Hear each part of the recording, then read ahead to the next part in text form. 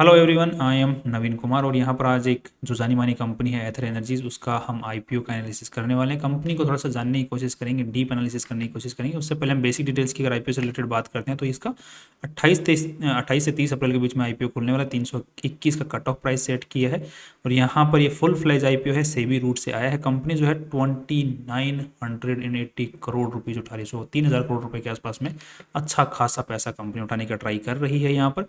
और कंपनी ने जो कोटा तय किया है, मतलब रिटेल कस्टमर्स के लिए 10% कोटा ही यहाँ पर सेट किया है, रिजर्वेशन है। Because as per SEBI rules, अगर कंपनी प्रॉफिट नहीं करती पिछले 3 सालों के अंदर में, तो यहाँ पर पब्लिक को 10% ज़्यादा रिजर्वेशन नहीं दिया जा सकता अंडर दीज रूल्स। अब यहाँ पे जो प्रमोटर्स हैं उनके पास में से 53% शेयर होल्डिंग थी आईपीओ से पहले, और आईपीओ के बाद में 42% ही रह जाने वाली है। दैट्स काइंड ऑफ ठीक ठाक है, बिकॉज फुल प्लेज कंपनी काफ़ी अच्छी खासी बड़ी है और यहाँ पर पूरी कंपनी की जो वैल्यू लगाई जा रही है वो है 12,000 करोड़ रुपए के आसपास में। सो 3,000 करोड़ रुपए उठा रहे हैं, 12,000 करोड़ रुपए की वैल्यू लगा के, सो सिग्निफिकेंट यहाँ पर पैसा उठाया जा रहा है। लेट्स सी कि ये पैसा जो उठाया जा रहा है वो कितना सही है कितना गलत है, उसकी चलो आगे बात करते हैं।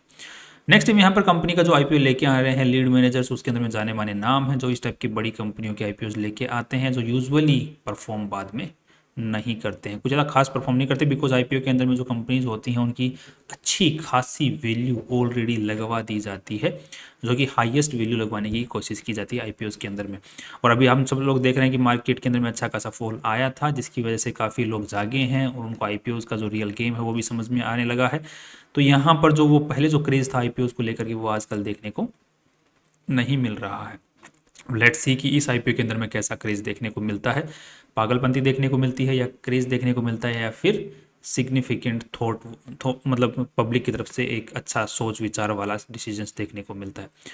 राइट, अब यहाँ पे जो कंपनी पैसा उठा रही है उसका पैसों का क्या काम में लेने वाली है, उसको अगर हम लोग यहाँ पर देखने की कोशिश करते हैं तो यहाँ पर 927 करोड़ रुपए तो कंपनी बोल रही है कि हम लोग और जो महाराष्ट्र के अंदर में जो इस्टेब्लिशमेंट मतलब फैक्ट्री लगा रहे हैं उसके अंदर पैसा खर्च करने वाले हैं। साथ में ही हम 40 करोड़ रुपए से अपनी बोरोइंग कम करने वाले हैं। बाकी रिसर्च एंड डेवलपमेंट में 750 करोड़ रुपए खर्च करने वाले हैं। R&D के अंदर में अच्छा खासा पैसा खर्च कर रही है। एक्सपेंडिचर मार्केटिंग इनिशिएटिव मतलब 300 करोड़ रुपए की हम मार्केटिंग करने वाले हैं ताकि ज़्यादा से ज़्यादा बिकें। सो अच्छा खासा बजट इन्होंने तय किया है R&D एंड मार्केटिंग के अंदर में। दैट मीन्स कि अब R&D में क्या करेंगे, लेट्स सी कि नए मॉडल सामने आने वाले हैं आने वाले फ्यूचर के अंदर में, या फिर कुछ और R&D में खर्च करने वाले हैं, बिकॉज वो तो देखने वाली ही बात रहेगी। अब यहाँ पे कंपनी के जो प्रमोटर्स हैं जो कंपनी को चला रहे हैं उनमें किनका नाम है, तो तरुण संजय मेहता, ये इनके पास में से 7% होल्डिंग है। बाकी स्वप्निल बबन लाल जैन और तरुण संजय मेहता यही कंपनी को मेनली चला रहे हैं और इन्होंने ही कंपनी की शुरुआत की थी। राइट, नेक्स्ट यहाँ पर कंपनी के जो अच्छे खासे जो शेयर होल्डर्स हैं वो अच्छा खासा स्टेक यहाँ पर बेचने का ट्राई कर रहे हैं। जैसे यहाँ पर देख पा रहे हैं कि तरुण स्वप्निल जो कंपनी को जिन्होंने स्टार्ट किया था वो भी अपना स्टेक बेच रहे हैं। यहाँ पर कुछ ना कुछ पैसा कमाने की कोशिश की जा रही है उनके द्वारा भी। बाकी जिन्होंने बाद में कॉर्पोरेट जो शेयर होल्डर्स होते हैं जिन्होंने पहले इस कंपनी में पैसे लगा दिए थे, वो भी अपनी होल्डिंग आईपीओ के थ्रू ठीक ठाक लेवल की बेचने का ट्राई करें। जैसे यहाँ पे देखने को मिला 60 लाख शेयर्स बेचने का ट्राई कर रहे हैं caladium investment PTE limited. And यहाँ पर national investment and infrastructure fund 2 ये भी 26 लाख शेयर्स बेचने का ट्राई कर रहा है। सो एक सिग्निफिकेंट होल्डिंग यहाँ पर बेचने की ट्राई की जा रही है। बट इनके पास में बहुत अच्छा खासा जो है स्टॉक पड़ा हुआ है। जैसे यहाँ पे इसके पास 4 करोड़ 65 लाख शेयर्स हैं, जिसमें से 60 लाख शेयर्स ये बेच रहे हैं। दैट मीन्स थोड़ा बहुत अमाउंट ही बेच रहे हैं, पूरा अमाउंट नहीं बेच रहे, मतलब इनको भी अभी कॉन्फिडेंस है इस कंपनी के अंदर में। नेक्स्ट अब देख लेते हैं बाकी इन्होंने जिस लेवल के ऊपर में इन्वेस्टमेंट किया है उसके हिसाब से अगर देखा जाए तो ये अच्छा खासा ऑलरेडी कमाई कर ले रही हैं। मतलब जितना इन्वेस्टमेंट ये बेच रहे हैं, जितने का माल जितने में लगाया था उसके हिसाब से अच्छा खासा प्रॉफिट पे ही निकलने की कोशिश यहाँ पर कर रही हैं। नेक्स्ट यहाँ पर देख लेते हैं कि कंपनी के जो अंदर में कोई लिटिगेशन वगैरह केस वगैरह नहीं चल रहा है। बिकॉज एज यूजुअल जैसे हम लोग देखते हैं कंपनी के ऊपर टैक्स प्रोसीडिंग्स ठीक ठाक चल रही हैं, जिसमें कंपनी को 116 करोड़ रुपए तक का नुकसान हो सकता है। बाकी प्रमोटर्स के ऊपर में भी ठीक ठाक यहाँ पर केसेस चलते हुए दिख रहे हैं। हिस्ट्री की बात करते हैं तो कंपनी की जो शुरुआत है वो 2013 के अंदर में ही हुई थी। बाकी 2024 के अंदर में इन्होंने अपने आप को पब्लिक लिमिटेड में कन्वर्ट कर लिया ताकि आईपीओ के थ्रू पैसा उठाया जा सकता है। जिस वक्त मार्केट के अंदर में सबसे ज़्यादा क्रेज था आईपीओ को लेकर, उस वक्त कंपनी ने भी सोचा कि हम भी आईपीओ लेके आएंगे और पैसा उठाया जाए, उस क्रेज़ का फ़ायदा उठाया जाए। बट थोड़ा सा डिले हो गया तो तब तक मार्केट गिर गया तब तो पूरा गेम ही पलट गया। और आज के दिन 11-12 हज़ार करोड़ रुपए की वैल्यूएशन के ऊपर में इनको आईपीओ लेके आना पड़ रहा है। मैं बोल रहा हूँ अगर ये अक्टूबर नवंबर के आसपास में अगर ये आईपीओ आता ना, तो मैं बता रहा हूँ 20-25 हज़ार करोड़ के आसपास का आईपीओ होता पक्का, ये उस वैल्यूएशन पे लेके आते। बट उसके बाद मार्केट गिर चुका है और इनका जो मेन कॉम्पिटिटर वो ओला है, और ओला का शेयर अच्छा खासा डूब चुका है, टूटा पड़ा हुआ है। जिस वैल्यूएशन के ऊपर हिसाब से 150 तक गया, फिर वापस नीचे आ गया, 50 के ऊपर में चल रहा है। तो अब इनको भी दिख गया कि हाँ गेम तो खतरनाक ही है। सो ये 11-12 हज़ार करोड़ रुपए मिल जाए वही बहुत अच्छी बात है। इससे ज़्यादा लगाएंगे तो फिर मुंह की खानी पड़ सकती है मार्केट से, राइट। और अल्टीमेटली रिटेलर्स के लिए ज़्यादा कोटा रख नहीं सकते, बिकॉज 10% कोटा है तो उन्हीं के ऊपर में तो थोपना होता है शेयर को, और उन्हीं के ऊपर थोप नहीं सकते, और वो भी इस मार्केट में तो आफ्टर द लिस्टिंग भी थोप नहीं सकते। तो आई थिंक इन्होंने उस सब चीज़ों को ध्यान में रखते हुए वैल्यू 12,000 करोड़ रुपए के आसपास में लगाने की कोशिश की, जो कि मुझे वो भी ज़्यादा ही लग रही है एक्चुअली, अगर मैं आपके सामने बात करूँगा आगे। नेक्स्ट कंपनी की शुरुआत 2013 में हुई थी, उसके बाद में इन्होंने ये अलग अलग मॉडल्स तय बनाए, और उसके बाद में आज के दिन ये इन्होंने माइलस्टोन्स अचीव किए हैं, और उसके बाद में आज के दिन जहाँ पर ये हैं वहाँ पर बैठे हुए हैं। अब तरुण संजय मेहता जी के बारे में आप पढ़ सकते हैं, ये सीईओ हैं कंपनी के, और इन्होंने 1989 मतलब आज के दिन 35 साल की उम्र है, and they are working nice. अब यहाँ पे तरुण और स्वप्निल के बारे में आप लोग और पढ़ सकते हैं, इनके बारे में डीप एनालिसिस, और यहाँ पर ही कंपनी तनख्वाह कितनी लेते हैं, ये 3 करोड़ रुपए के आसपास में तनख्वाह उठाई है इन्होंने। सो जिस पोस्ट पे बैठे हैं, जितनी बड़ी कंपनी इन्होंने बना दी, उस हिसाब से 3 करोड़ रुपए इज़ क्वाइट गुड। मतलब यहाँ ना ज़्यादा है ना कम है, दोनों हिसाब से ये कम की साइड में लग रहा था मुझे तो, कि बहुत कम सैलरी ले रहे हैं जिस हिसाब से चला रहे हैं। नेक्स्ट अब देख लेते हैं कि कंपनी का अगर यहाँ पर कोई सब्सिडरी वगैरह है, तो यहाँ पर आज के दिन कंपनी की कोई सब्सिडरी नहीं है। कंपनी की अगर हम लोग प्रॉपर्टीज़ की बात करते हैं, तो आज ये 36 प्रॉपर्टीज़ इनके पास में है, जो कि सारी लीज पर है, कोई भी कंपनी द्वारा ओन्ड प्रॉपर्टी नहीं है, राइट। ये कंपनी प्रॉपर्टीज़ की आप डिटेल्स यहाँ पर पढ़ सकते हैं। साथ में ही कंपनी में एम्प्लॉयज़ कितने काम कर रहे हैं, तो ऑन रोल कंपनी के अंदर में ऑन रोल 1575 एम्प्लॉयज़ काम कर रहे हैं, और ऑफ रोल एम्प्लॉयज़ 1935 कंपनी में काम कर रहे हैं। नेक्स्ट कंपनी के अंदर में पास में पेटेंट्स अच्छे खासे हैं, यहाँ पर 45 रजिस्टर्ड पेटेंट्स हैं, वो भी ग्लोबली, और 303 पेंडिंग एप्लीकेशंस पड़ी हुई हैं। दैट मीन्स कंपनी R&D में बहुत अच्छा खासा खर्चा कर रही है। आज के दिन ये कंपनी के आप लोग एड्स वगैरह जो कंपनी चलाती है उनको देख पाएंगे, ये कंपनी के शोरूम्स की आप फोटोज़ देख पाएंगे, ये फैक्ट्री के जो बैटरी पैक्स की जो मैन्युफैक्चरिंग लाइन है उसकी फ़ोटो आप देख पाएंगे। एंड यहाँ पर कंपनी जो है, एक चीज़ का ध्यान रखना, कंपनी कुछ भी मैन्युफैक्चर नहीं करती है, कंपनी सब कुछ जो है बाहर से बनवाती है। जैसे जो स्कूटी है उसके अलग अलग जो पार्ट्स होते हैं उनको कंपनी अलग अलग जो सप्लायर्स होते हैं उनसे बनवाती है। कंपनी का खुद का डिज़ाइन किए हुए पार्ट्स होते हैं, उन डिज़ाइन किए हुए पार्ट्स कहीं से और से सप्लाई लाइन से बनवा के फिर अपने यहाँ फैक्ट्री में से असेंबल करती है।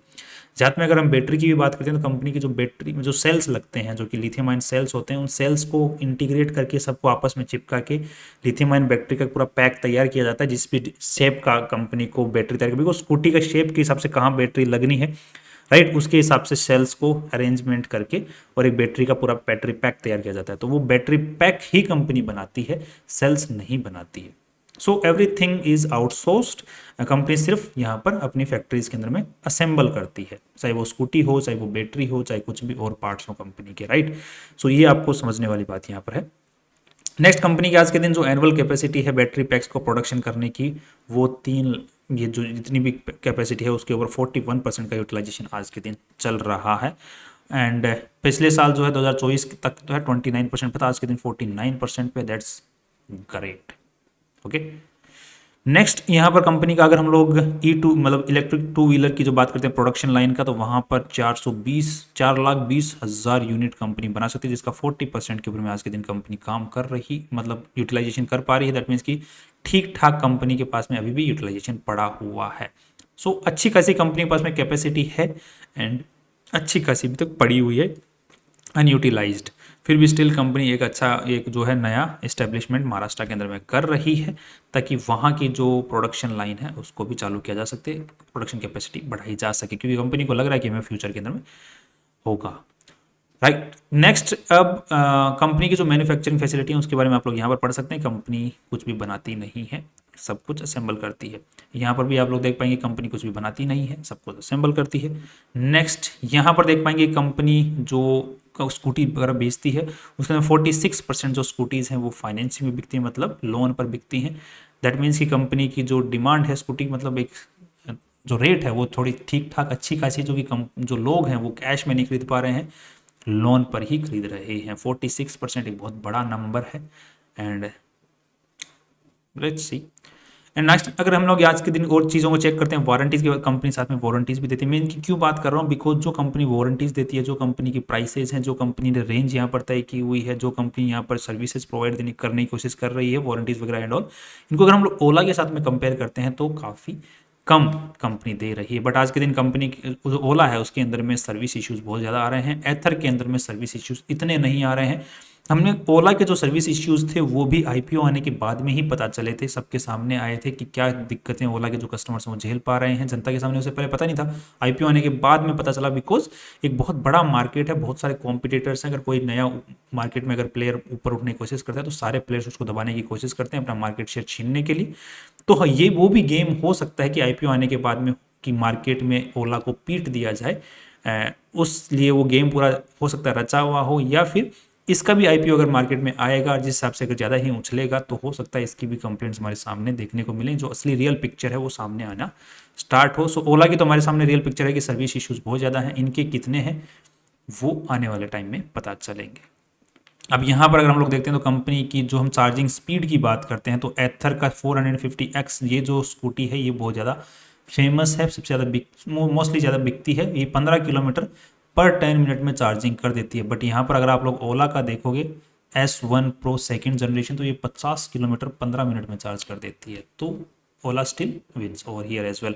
बाकियों की तो बात ही क्या करना, हीरो मोटोकॉर्प्स 1.5 किलोमीटर पर मिनट, सो वो तो फिर एक बहुत ही लेगर्ड सिचुएशन है उनकी। तो बाकी आज के दिन जो कंपटीशन जो चल रहा है इलेक्ट्रिक टू व्हीलर के अंदर, वो एथर और ओला के बीच में ही सबसे मेन कंपटीशन चल रहा है मार्केट को देखते हुए। बाकी अभी जो है ये हीरो टीवीएस ये भी घुस रहे हैं धीरे धीरे मार्केट में, अच्छा खासा अभी भी इन्होंने भी ग्राउंड बना रखा है, बिकॉज इनकी एक पहले से एक सप्लाई चेन जो है वो अच्छी खासी बनी हुई थी। बाकी मेन जो इस जो मार्केट है E2W के अंदर में इलेक्ट्रिक टू व्हीलर में ये दो ही मेन प्लेयर्स हैं। बट अगर आप एक चीज़ और ध्यान दोगे तो ओला जो है वो बहुत ज़्यादा स्कूटीज़ बनाने पे ध्यान दे रहा है, अलग अलग मॉडल्स निकालने पे ध्यान दे रहा है। एथर जो है अलग अलग मॉडल्स निकालने पे ध्यान नहीं देता ज़्यादा, वो सर्विस पे ज़्यादा ध्यान दे रहा है। सो सर्विस फोकस्ड अगर हम बात करते हैं तो एथर ज़्यादा है, एक इन्वायरमेंट क्रिएट कर रहा है, इंफ्रास्ट्रक्चर क्रिएट कर रहा है। एथर इंफ्रास्ट्रक्चर क्रिएट करने में ज़्यादा ध्यान देता है कि चार्जिंग स्टेशन बनाना, फिर पूरा एक ऐप इंटीग्रेशन करना। So Ather is more service friendly as comparing to the Ola, उससे थोड़ा ज़्यादा है, राइट। नेक्स्ट अब देख लेते हैं तो कंपनी का अगर हम लोग थोड़ा सा जनरल नॉलेज की बात करते हैं तो यही जो कंपनी जो स्कूटी बनाती है उसका यही चेचिस है, देख लो। अगर आपको घर पे बनाना है तो चेचिस को थोड़ा सा कॉपी कर लो, किसी से चेचिस बनवा लो, ये मोटर लगा लो, ये मोटर जो होती है मोटर के साथ में एक बैटरी को जोड़ दो और बाद में उसको टायर के साथ में जोड़ दो, आपका बन गया स्कूटी।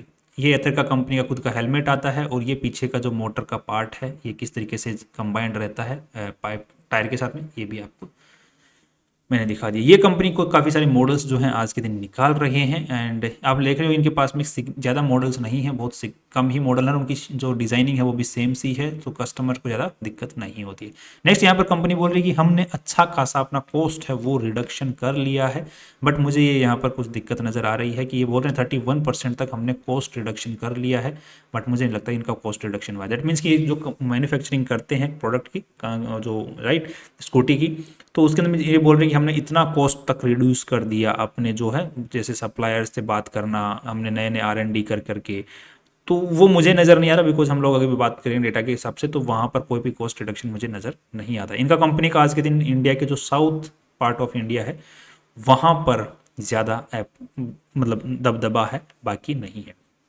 नेक्स्ट अब देख लेते हैं कंपनी का हम लोग बैलेंस शीट के अंदर में, बैलेंस शीट थोड़ा नज़र डालते हैं कि क्या हालत है वहाँ पर। तो यहाँ पर कंपनी में अंदर आज के दिन टोटल जितना पैसा लगा हुआ है उसकी बात करते हैं तो 2,172 करोड़ रुपए लगे हुए हैं, जिसमें से इन्वेस्टर्स का जो पैसा लगा हुआ है वो लगभग 108 करोड़ रुपए लगा हुआ है। बाकी 2,000 करोड़ में सिर्फ 108 करोड़ रुपया ही इन्वेस्टर्स का पैसा लगा हुआ है, बाकी जितना पैसा पूरी कंपनी में लगा हुआ है वो सारा उधारी का है। दैट मीन्स कि माल उधारी पे है, लोन पे ले रखा है पैसा, बाकी इन्वेस्टर्स का पैसा 108 है। दैट मीन्स कि मात्र 5% पैसा कंपनी में वो किसका है, इन्वेस्टर्स का है, बाकी जितना भी है वो उधारी का है। भाई साहब बैलेंस शीट की तो हालत ख़राब है। दूसरा, अगर हम लोग रेवेन्यू फ्रॉम ऑपरेशंस देखते हैं कंपनी का किस तरीके से माल बिक रहा है, तो यहाँ पर अगर देखते हैं 2023 के अंदर में 1780 करोड़ रुपए का माल बिका, फिर 2024 के अंदर में माल बिका कम हो गया, बिका उल्टा कम बिका, 1753 करोड़ का ही बिका। इस बार जो है पिछले 9 महीनों के अंदर में कंपनी का 1578 करोड़ का ही माल बिका है। दैट मीन्स कि इस साल जो है लगभग 2000 करोड़ तक का माल कंपनी बेच लेगी। और सबसे कमाल की चीज़ तो आपको आप देखने को मिलेगी, कंपनी 1500 करोड़ का माल बेचती है बट वहाँ पर 600 करोड़ का नुकसान कर लेती है। मतलब 10 रुपए का माल बेचने के लिए कंपनी को 16 रुपए का खर्चा करना पड़ रहा है। वाह। सो कंपनी अच्छा खासा नुकसान यहाँ पर करे ही जा रही है। दूसरी चीज़, अब यहाँ पे एक चीज़ होती है कि कंपनी का जैसे पास्ट के अंदर में जितने, जैसे मान के चलो यहाँ पे 2022 की बात करते हैं, जब कंपनी के अच्छा खासा यहाँ पे रेवेन्यू ठीक ठाक यहाँ पर 408 करोड़ रुपए का कंपनी का रेवेन्यू था। आज के दिन कंपनी का 9 महीने के अंदर में 1578 करोड़ का रेवेन्यू हो पा रहा है।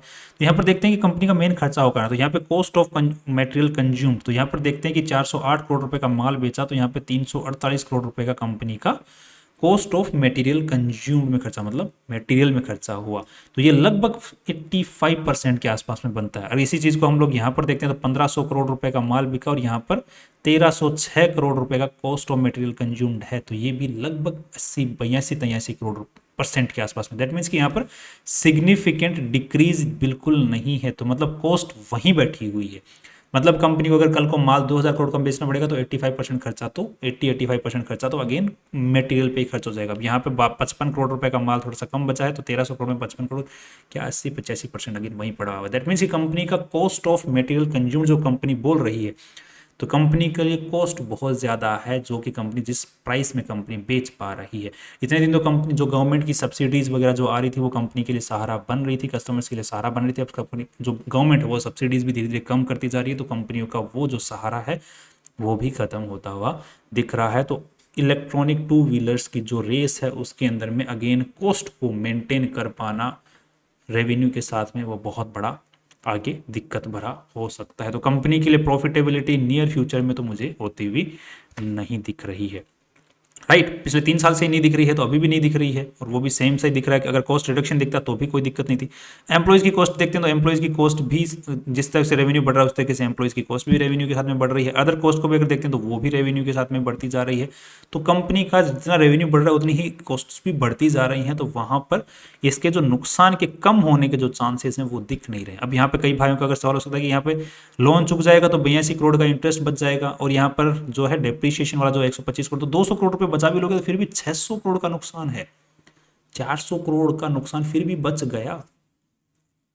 राइट, तो वो कहाँ से आएगा, उसको कंपनी कैसे कम कर पाएगी? जो वो रेवेन्यू के साथ में तो कंपनी के कॉस्ट तो बढ़ती ही जा रही हैं, तो वो भी कम नहीं हो रही। दैट मीन्स कि कंपनी का नियर फ्यूचर में प्रॉफिट्स निकाल पाना इस बिजनेस से पर्टिकुलरली, वो भी कंपनी जब सारे के सारे जो पार्ट्स हैं वो बाहर से आउटसोर्स करके सिर्फ असेंबल करिए, अगर इन हाउस बनाती तो समझ में आता कि हाँ चलो पार्ट्स का कुछ ना कुछ पैसा बन जाएगा। बैटरी अगर घर में बनाती तो भी समझ में आता कि हाँ चलो वहाँ से बैटरी का जो कॉस्ट है वो बचेगा, बट वो भी यहाँ पर होता हुआ नहीं दिख रहा। कैश फ्लो तो चलो कंपनी का खराब ही है जैसे कि हमने बात किया। राइट, अब इसके कंपैरिजन में अगर हम लोग ओला को देखते हैं तो इनको वैल्यू जो लगाई है, मेरे को तो ये चीज़ बड़ी मस्त समझ में आती है कि इन्होंने जो है लीड मैनेजर्स वगैरह इन्होंने जो प्राइस सेट की है इसकी एथर की, वो बहुत ही ज़्यादा दिमाग नहीं लगाया है वहाँ पर। एंड सिर्फ सिंपली ये काम किया है, वो ये किया है कि कंपनी का जो रेवेन्यू है वो कितना आ रहा है ओला के मुकाबले, ओला कितना का माल बेच पा रही है और एथर कितने का माल बेच पा रही है, तो बस उसके हिसाब से कि अगर ओला 5000 करोड़ का माल बेच पा रही है, हम लगभग 2000 करोड़ का माल बेच पा रहे हैं, तो उसका 25000 का वैल्यू चल रहा है, इसको 10,000 करोड़ की वैल्यू लगा दो।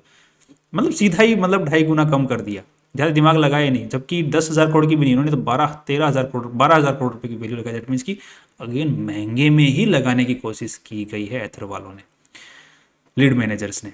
अब दूसरी चीज़ एक और मेरे को चीज़ समझ में नहीं आई, कंपनी यहाँ पर अगर रेवेन्यू का अगर हम लोग देखते हैं एथर का, तो यहाँ पे 385 करोड़ का अदर इनकम दिखाई दे रही है। आपको पता है ये अदर इनकम कहाँ से आ रही है? किसी भाई को अगर कुछ अंदाज़ा लगाना हो तो मैं यहाँ पर आपको एक शीट दिखा दूँ। कंपनी ने लोन पे पैसा उठा उठा करके ठीक ठाक पैसा 238 करोड़ रुपए म्यूचुअल फंड में लगा रखे हैं। समझ रहे हो? 108 करोड़ रुपए लगे हुए हैं, उसके बाद में कंपनी ने उधारी पे पैसा उठा रखा है और उसमें पैसा किस कहाँ पे रखा हुआ है, म्यूचुअल फंड में लगा रखी है, और वहां से कंपनी की अदर इनकम की फॉर्म में इनकम आ रही है। अदर इनकम में तो आ ही रही है और कंपनी का बिजनेस से पैसा उठ रहा है। अब जो अदर इनकम से जो म्यूचुअल फंड से जो पैसा, वो तो प्योर प्रॉफिट ही है, उसमें तो कोई कंपनी को ऑपरेशन करने की जरूरत ही नहीं पड़ी कुछ भी। सो 38 करोड़ का ये जो प्रॉफिट कंपनी का अदर इनकम की फॉर्म में आई है, राइट। तो ये तो म्यूचुअल फंड का जो ग्रोथ हुआ है उससे आई है, कंपनी में जो बैंक में पैसा जमा कर इंटरेस्ट इनकम वहां से आई है, उसकी वजह से कंपनी की 38 करोड़ रुपए की अदर इनकम है। तो ये तो प्योर प्रॉफिट है, इसमें तो ऑपरेशंस की जरूरत ही नहीं है, राइट। सो अब यहाँ पर जो गेम है वो पोस्ट जितनी कौन सी कंपनी कर सकती है कम, उसका आने वाले टाइम के अंदर में फ्यूचर अच्छा बनने वाला है। उस सीन में मुझे ओला ज़्यादा बेटर लग रही है, बिकॉज ओला के पास में अभी रिसेंटली गवर्नमेंट ऑफ इंडिया ने कॉन्ट्रैक्ट्स निकाले थे कि गीगा फैक्ट्री बनाने के लिए, वो भी लिथियम आयन बैटरीज की, कि इंडिया के अंदर में मैन्युफैक्चरिंग स्टार्ट की जाए उन सेल्स की, राइट। जो सेल्स ये कंपनी बाहर से बना के सिर्फ एक जगह मैन्युफैक्चर करती है, राइट, एक जगह सिर्फ असेंबल करती है, तो उन सेल्स की मैन्युफैक्चरिंग लाइन बनाई जाए। तो उसमें राजेश एक्सपोर्ट्स, रिलायंस इंडस्ट्रीज और ओला गीगा फैक्ट्री, तो ओला ने वो जो रिलायंस ने नहीं लगाई, राजेश एक्सपोर्ट्स ने नहीं लगाई, ओला ने लगाई है। तो हो सकता है आने वाले टाइम के अंदर में ओला जो है और कॉस्ट रिडक्शन कर पाए। आज के दिन भी ओला की स्कूटियां जो है सस्ती मिलती हैं एथर के मुकाबले, आने वाले फ्यूचर में और सस्ती हो सकती हैं, बिकॉज बैटरी पे बहुत सी खर्चा होता है। मोस्टली जो खर्चा है इन कंपनियों का बैटरीज पे होता है, उसमें ओला आगे फिर से जीत सकता है। आज के दिन उसके सर्विस से रिलेटेड जो इश्यूज हैं एंड आगे उनके बने ही रहे इसके चांसेस ऑफ कोर्स ही बात है कम ही है। सो अब ओवरऑल गेम के अंदर फ्यूचर मेरे को ओला का दिख रहा है, एथर हो सकता है इसको तो कोई दूसरी कंपनी एक्वायर कर ले, बाकी मुझे प्रॉफिटेबल हो पाए नियर फ्यूचर के अंदर में उतना नहीं दिख रहा है।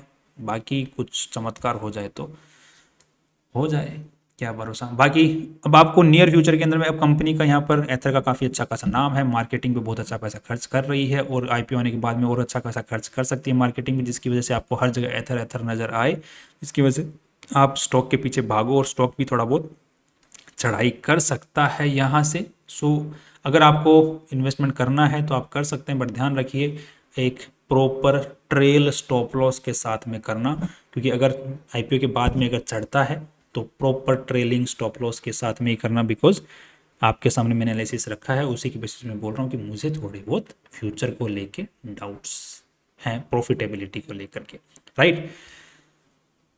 बाकी लिस्टिंग गेन्स का ज़्यादा लिस्टिंग गेन की उम्मीद नहीं है, बट उसके बाद में किस तरीके से भगाया जाएगा, बिकॉज इसका आईपीओ के अंदर में इन्होंने 10% को रिजर्वेशन ही पब्लिक को दिया। दैट मीन्स कि पब्लिक को ज़्यादा थोप नहीं पाए हैं, मतलब ज़्यादा मतलब घुस ऑफलोड नहीं कर पाए हैं अपने शेयर्स पब्लिक के ऊपर में। तो आने वाले टाइम के अंदर में हो सकता है कि इस एथर के स्टॉक को थोड़ा बहुत ऊपर की तरफ में पुश करके और पब्लिक को बेवकूफ़ बना के और ऑफलोड किया जाए उनके ऊपर में।